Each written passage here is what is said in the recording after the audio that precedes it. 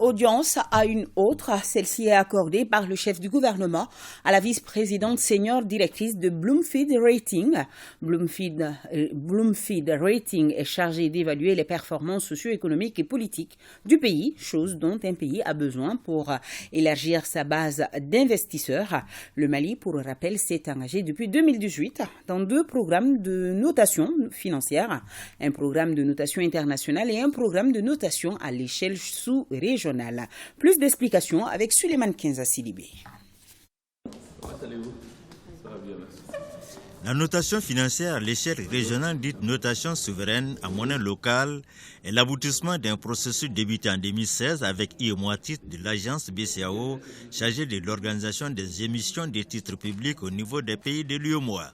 C'est dans le cadre de ce programme régional que l'agence Bloomfield Investment est depuis chargée de la notation financière du Mali.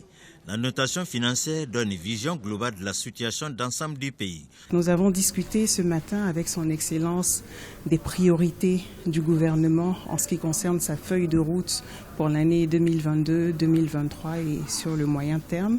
Il nous a donné des informations très enrichissantes sur les développements qui sont déjà mis en place, sur l'impact de ces différentes actions en ce qui concerne les populations, notamment sur la paix sociale.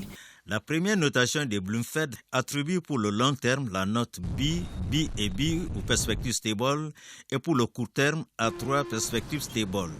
Dans les 2 cas, des perspectives heureuses à traduire en croissance économique pour le bien des populations.